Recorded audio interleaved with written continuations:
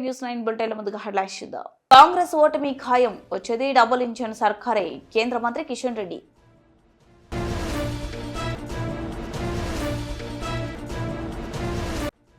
సర్వేలో పాల్గొనకుంటే కేసీఆర్ కుటుంబానికి శిక్ష, సామాజిక బహిష్కరణే సీఎం రేవంత్ రెడ్డి.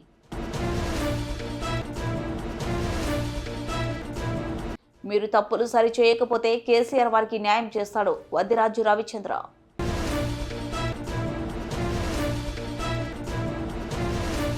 జగిత్యాల జిల్లా ఎమ్మెల్సీ అభ్యర్థి కుట్కూరి నరేందర్ రెడ్డిని గెలిపించాలని పట్టభద్రుల ముఖ్య సమావేశం.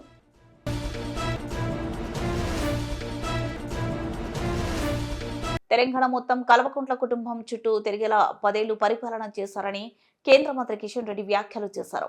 మార్పు రావాలని కాంగ్రెస్ పార్టీకి ఓటేస్తే ఇచ్చిన 420 హామీలు అమలు చేయకుండా పూర్తిగా వైఫల్యం అయిందని విమర్శించారు. 10 ఏళ్లలో బీఆర్ఎస్ పై వ్యతిరేకత వస్తే కాంగ్రెస్ పార్టీపై 10 నెలల్లోనే వ్యతిరేకత పెరిగిందన్నారు. కాంగ్రెస్ పార్టీ అధికార దుర్వినియోగానికి పాల్పడుతుందని మండిపడ్డారు. రాష్ట్రంలో మార్పు రాలేదు, మారింది సీఎం పార్టీ జెండా మాత్రమే, పరిపాలన మాత్రం అలానే ఉంది అని అన్నారు. బీజేపీ మాత్రమే 3 ఎమ్మెల్సీ స్థానాల్లో పోటీ చేస్తుందని తెలిపారు. బీజేపీ అభ్యర్థులు గెలిస్తే ప్రశ్నించే గొంతుకగా శాసన మండలిలో ఉంటారన్నారు. బీఆర్ఎస్ పార్టీ శాసన మండలిని నిర్వీర్యం చేసిందని వ్యాఖ్యలు చేశారు. అసలు శాసన మండలి ఉందా లేదా అన్న అనుమానం కలిగేటట్టు బీఆర్ఎస్ వ్యవహరించిందన్నారు. గతంలో ఇదే తెలంగాణ ఉమ్మడి ఆంధ్రప్రదేశ్ ఉన్నప్పుడు హైదరాబాద్ నుంచి వీరామారావు గారు, ఇక్కడ తెలంగాణ ఇతర జిల్లాల నుంచి మన యొక్క డాక్టర్ రాజేశ్వరరావు గారు, అదేవిధంగా విజయవాడ నుంచి చూస్తే జూపూడి యజ్ఞనారాయణ గారు, రాయలసీమ నుంచి డిఎస్పి సూర్యప్రకాష్ రెడ్డి గారు, అదేవిధంగా విశాఖపట్నం, శ్రీకాకుళం, విజయనగరం చూస్తే పివి చలపతిరావు గారు, అదేవిధంగా మరి ప్రకాశం, నెల్లూరు, చిత్తూరు చూస్తే పిడతల రంగారెడ్డి గారు. ఈ రకంగా తెలంగాణలో, ఆంధ్రలో ఉన్నటువంటి అన్ని గ్రాడ్యుయేట్స్ కాన్స్టిట్యున్సీలలో భారతీయ జనతా పార్టీ గెలిచేది. ఈరోజు కూడా కరీంనగర్లో, మన కర్ణాటకలో తీసుకుంటే కర్ణాటకలో కూడా అన్ని టీచర్స్ కాన్స్టిట్యున్సీలు, అన్ని గ్రాడ్యుయేట్స్ కాన్స్టిట్యున్సీలలో భారతీయ జనతా పార్టీ గెలుస్తుంది. ఎందుకంటే ఈ ఓటర్లు ఎవరైతే ఉంటారో వాళ్ళు దేశం గురించి ఆలోచన చేస్తారు, సమాజం గురించి ఆలోచన చేస్తారు, వాళ్ళు దేశం పట్ల అవగాహన ఉంటుంది. ఎవరైతే దేశానికి మేలు చేస్తారో, ఎవరైతే నైతిక విలువలతో కూడినటువంటి రాజకీయాలు చేస్తారో వాళ్ళు గురించి ఆలోచన చేసేటువంటి పరిస్థితిలోకి ఉంటుంది. కాబట్టి అన్ని కాన్స్టిట్యున్సీలలో దేశవ్యాప్తంగా ఎక్కడైతే శాసన మండలిలు ఉన్నాయో అక్కడ భారతీయ జనతా పార్టీ ఎమ్మెల్సీ కానీ టీచర్స్ కానీ గెలుస్తారు. అందుకే ఈరోజు తెలంగాణలో జరుగుతున్నటువంటి 3 కాన్స్టిట్యున్సీలలో కూడా భారతీయ జనతా పార్టీ పూర్తి స్థాయిలో పోటీ చేస్తుంది. టీఆర్ఎస్ పోటీ చేయడం లేదు, కాంగ్రెస్ ఏదో ఒక సీటు పోటీ చేస్తూ ఉంది. అది పేరుకు మాత్రమే పెట్టారు, వాళ్ళు కాంగ్రెస్ పార్టీ నాయకులు ప్రచారం చేసే పరిస్థితి లేదు. అందుకే నేను మీ అందరినీ కోరుతా ఉన్నాను, ఈరోజు మనకు ఇటీవల కాలంలో ఈరోజు పరిస్థితి చూస్తే దేశం ఏ రకంగా ఉందో మీకు అందరు తెలుసు. 2014 ముందు ఏ రకంగా ఉండింది, ఈరోజు ఏ రకంగా ఉంది. 2014 ముందు మన దేశంలో ఎక్కడ చూసినా దేశంలో ఉగ్రవాద కార్యక్రమాలు, బాంబు పేలుళ్ళు, మత కళాలు, కర్ఫ్యూలు, AK-47లు, ఇదే మనం చూసేవాళ్ళం. రోజు పేపర్ ఓపెన్ చేస్తే అక్కడ బాంబు బ్లాస్ట్ జరిగింది, ఇక్కడ ట్రైన్లో బాంబులు పెట్టారు, ఇదే వినబడుతుండేది. మన హైదరాబాద్ చూస్తే సెక్రటరీ ఎదురుగా లుంబిని పార్కులో బాంబు పేలుళ్ళు, దిల్సుఖ్ నగర్లో సాయిబాబా దగ్గర టెంపుల్ దగ్గర బాంబు పేలుళ్ళు, కోటిలో గోకుల్ చాట్ దగ్గర బాంబు పేలుళ్ళు ఒకటే రోజు ఒకటే సమయంలో జరిగాయి. అడిషనల్ ఎస్పీ కృష్ణప్రసాద్ను AK-47తో పాకిస్తాన్ ASS ఉగ్రవాదులు చంపారు మెహందీపట్నంలో, ACP సత్యని చంపారు. ఎన్నో ఇన్సిడెంట్స్. ఈరోజు బాంబేలో ఒకటేసారి నడుస్తున్నటువంటి ట్రైన్లలో సరిగ్గా మధ్యాహ్నం 2 గంటలకు 1 నిమిషం అటు ఇటు లేకుండా 7 ట్రైన్లను పేల్చినటువంటి చరిత్ర మన కళ్ళ ముందు. ఈరోజు పరిస్థితి ఏంది? ఈ 2014 తర్వాత ఈ 10 సంవత్సరాల పరిస్థితి ఏంది? పాకిస్తాన్ ISI ఎక్కడ కనిపించడం లేదు. పాకిస్తాన్ ISI ఉక్కు పాదంతో నరేంద్ర మోడీ గారి ప్రభుత్వం అధికారంలోకి వచ్చిన తర్వాత భారతదేశంలో అణిచివేశామని మనం చేస్తున్నాం. ఎక్కడో లాహోర్లో కూర్చున్నటువంటి వాడు హైదరాబాద్లో లేకపోతే పటంచెర్లో ఈ సమయంలో ఇక్కడ బాంబు పేల్చాలనుకుంటే అక్కడ బటన్ నొక్కితే పటంచెర్లో బాంబు పేల్చే శక్తి ఆ రోజు పాకిస్తాన్ ఐఎస్ఐకి ఉండేది. ఈరోజు ఏమైపోయింది? పాకిస్తాన్ ఆ రోజు వందల వేల కోట్ల రూపాయలు ఖర్చు పెట్టేది ఇండియాను డిస్ట్రాయ్ చేయాలి, ఇండియా యొక్క ఆర్థిక వ్యవస్థను డిస్ట్రాయ్ చేయాలని ఆ రోజు పాకిస్తాన్ అనేక రకాల కుట్రలు చేసేది. అటువంటి పాకిస్తాన్ ఈరోజు చిప్ప పట్టుకొని ప్రపంచంలో భిక్షమెత్తుకునేటువంటి పరిస్థితి భారతదేశం తీసుకొచ్చింది. ఇది ఈరోజు భారతదేశంలో ఉన్నటువంటి నాయకత్వము, భారతదేశంలో ఉన్నటువంటి భారతీయ జనతా పార్టీ యొక్క ప్రభుత్వ పనితీరుకు అద్దం పడతా ఉంది. గతంలో అలవాటులాగా మన దేశంలో నరేంద్ర మోడీ గారు ప్రధానమంత్రి అయిన తర్వాత ఏ రకంగా మరి పఠాన్ కోట్లో కావచ్చు ఉగ్రవాద కార్యక్రమాలు చేయడం కోసం ప్రయత్నం చేశారు. నరేంద్ర మోడీ గారు గతంలో ఏం జరుగుతుండేది మనం చూసాం. ఇదే లుంబిని పార్కులో కాంగ్రెస్ అధికారంలో బాంబు పేలులు జరిగితే మనం కూడా ఏం చేసేవాళ్ళం? 2 నిమిషాలు మౌనం ప్రకటించేవాళ్ళం, లేకపోతే చిన్న ఊరేగింపు తీసేవాళ్ళం. మాలాంటి పార్టీలు మా యూత్ వింగ్లు అయితే పాకిస్తాన్ జెండా తగలబెట్టేవాళ్ళం. 2వ రోజు మర్చిపోయేటోళ్ళం. చనిపోయేవాళ్ళు వందల మంది సైనికులు, సివిలియన్స్ పాకిస్తాన్ ఉగ్రవాద కార్యక్రమంలో చనిపోయేవాళ్ళు.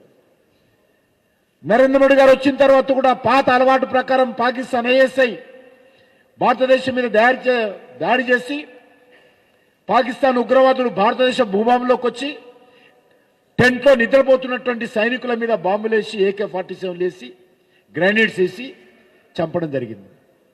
ఈరోజు సరిగ్గా మీకు తెలుసు పుల్వామా సంఘటన, 40 మంది CRPF సైనికులు చనిపోయినటువంటి సంఘటన సరిగ్గా ఇదే రోజు జరిగింది. ముందుగా వాళ్ళందరూ కూడా ఆ సంఘటనలో చనిపోయినటువంటి మన పారామిలిటరీ సిబ్బందికి నేను హృదయపూర్వకంగా మరి ఘనమైనటువంటి నివాళులు అర్పిస్తూ ఆ రోజు నరేంద్ర మోడీ గారి ప్రభుత్వం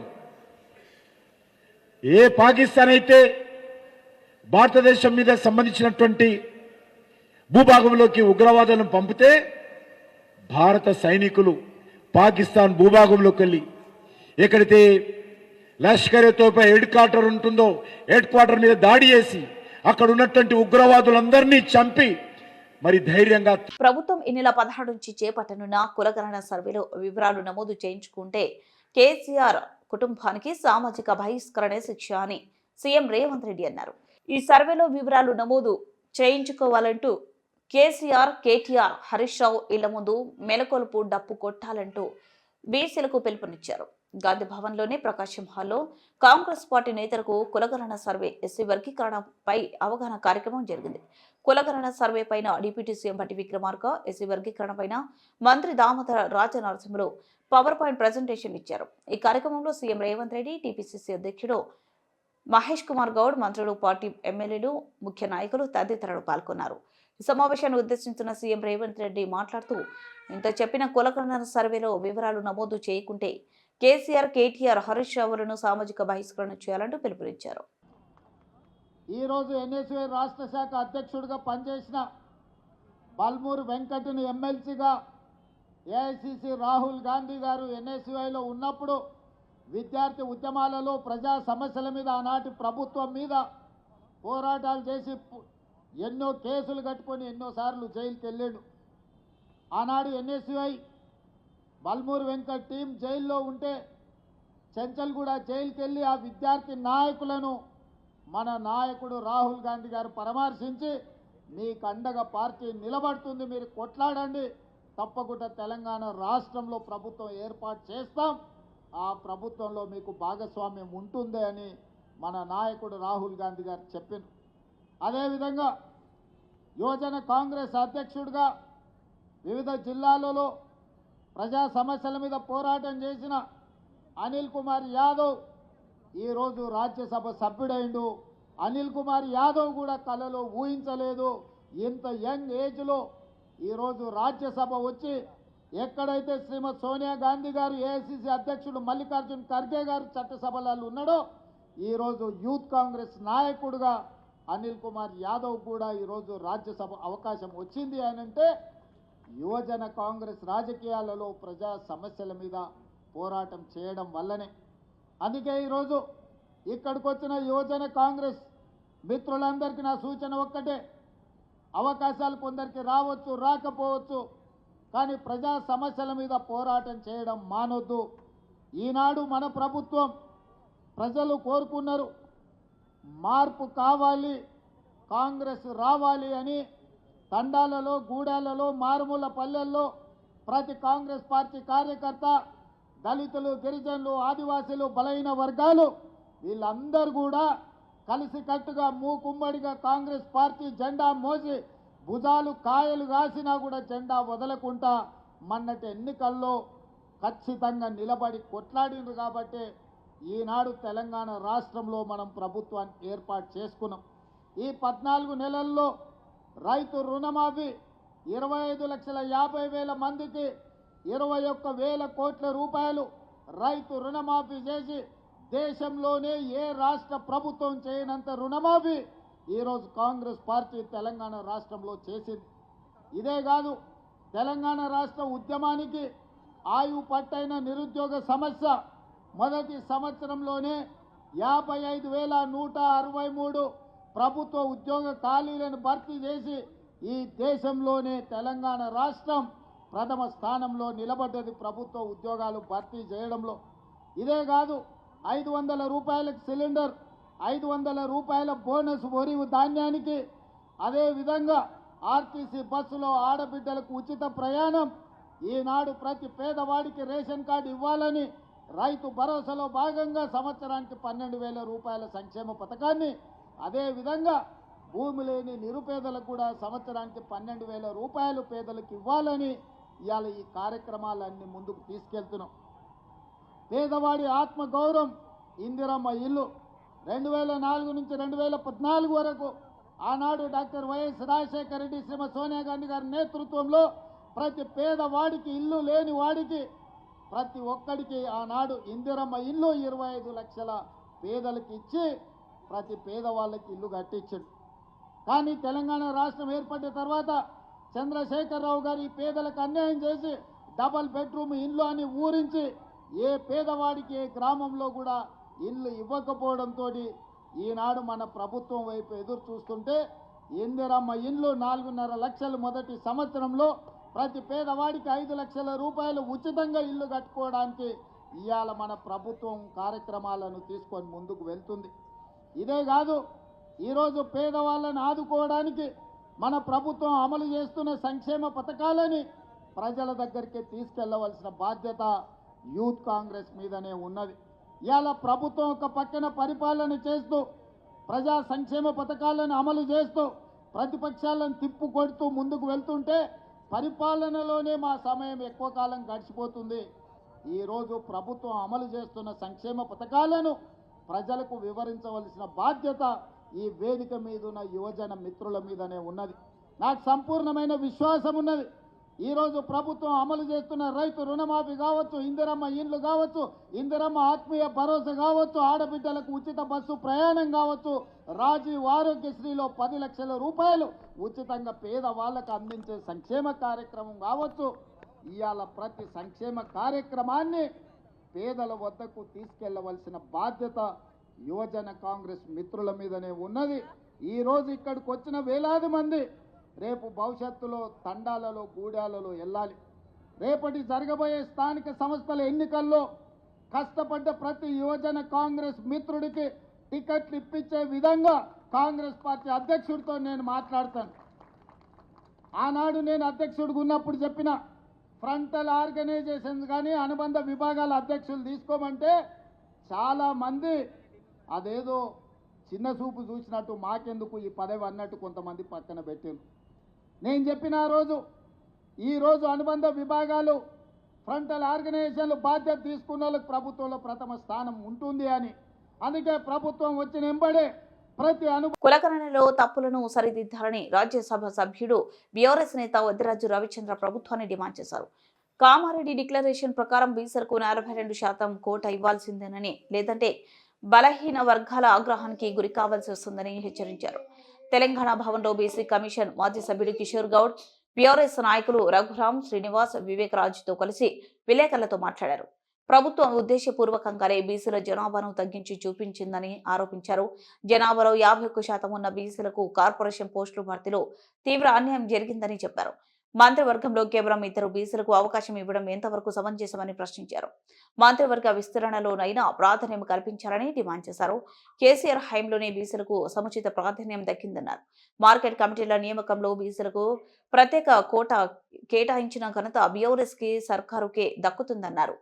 కేసీఆర్ బీసీ బంధు తీసుకొచ్చారని పేర్కొన్నారు. కాంగ్రెస్ సర్కార్ ఈ స్కీమ్ను అమలు చేయకుండా ఆటకెక్కించిందని దుయ్యబట్టారు. దేశంలో ప్రప్రథమంగా చేశామంటారు. చేసేది చాలా బాగా చెయ్యండి.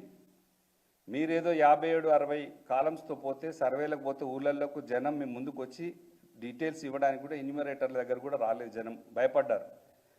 టీవీ ఉన్నదని చూపెడితే, జాగ ఉందని చూపెడితే, ఇల్లు ఉందని చూపెడితే ఏ కార్డులు ఎగరగొడతారో, ఏ స్కీమ్లు ఎగిరిపోతాయనో భయంతో సర్వేలో పాల్గొనని వాళ్ళు చాలామంది ఉన్నారు.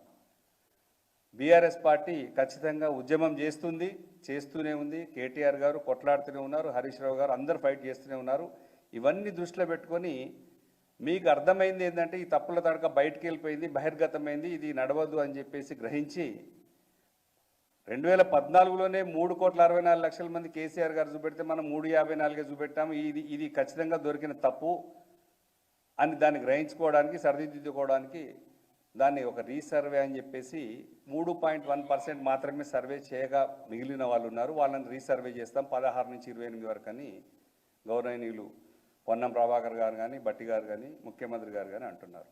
అంటే ఈ 3.1 సర్వే చేసి 354ను 364, 365, 370 దాకా తెచ్చి లెక్కలు మ్యాచ్ చేయడానికి ఒక అంకెల గ్యారెంటీని క్రియేట్ చేయబోతున్నారు. ఇది బీసీ సమాజం, సర్వసభ్య సమాజం, బీసీలు ఎవరు ఒప్పుకునే విధంగా లేరు. ఖచ్చితంగా కూడా తిరుగుబాటు చేస్తారు. బీసీలందరూ కూడా ఐక్యమవుతారు. ఈ ఐక్య కార్యాచరణ కూడా చేపట్టబోతారు బీసీలందరూ కూడా.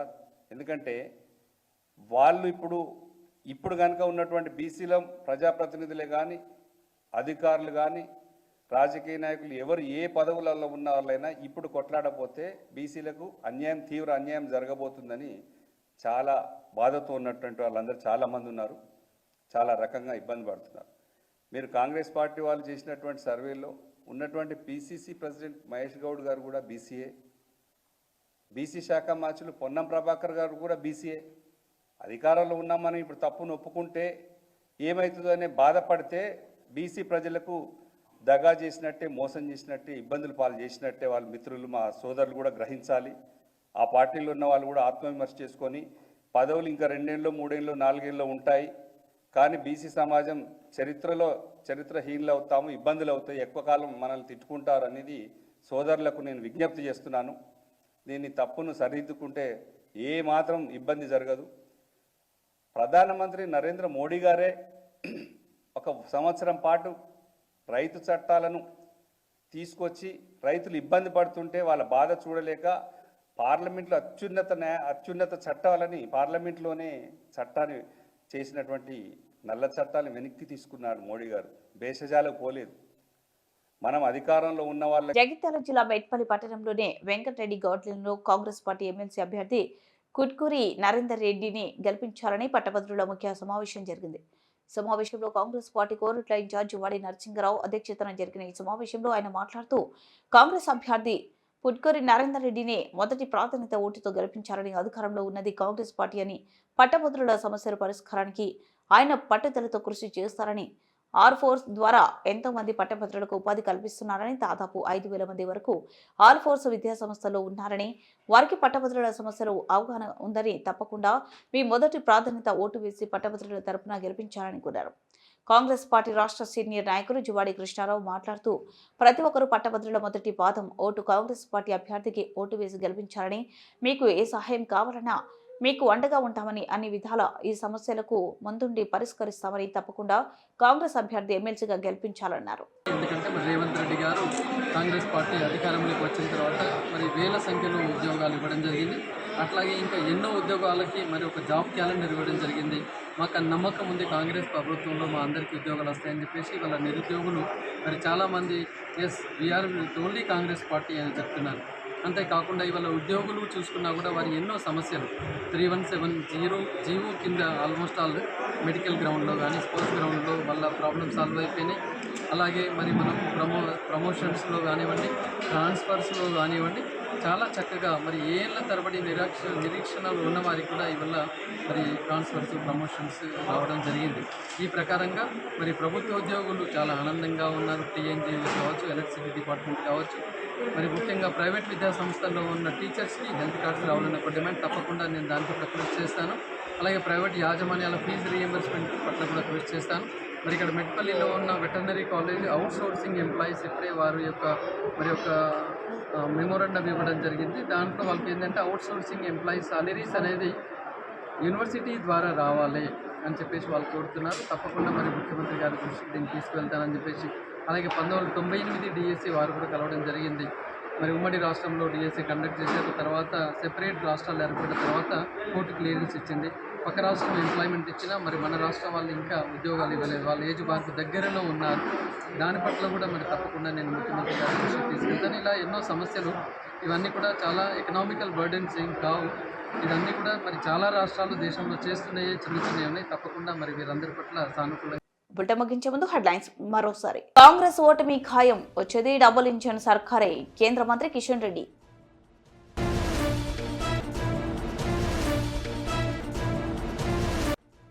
సర్వేలో పాల్గొనకుంటే కేసీఆర్ కుటుంబానికి శిక్ష, సామాజిక బహిష్కరణే సీఎం రేవంత్ రెడ్డి.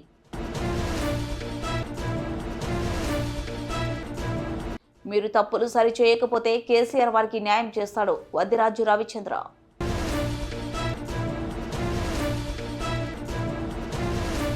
జగిత్యాల జిల్లా ఎమ్మెల్సీ అభ్యర్థి కుట్కూరి నరేందర్ రెడ్డిని గెలిపించాలని పట్టభద్రుల ముఖ్య సమావేశం.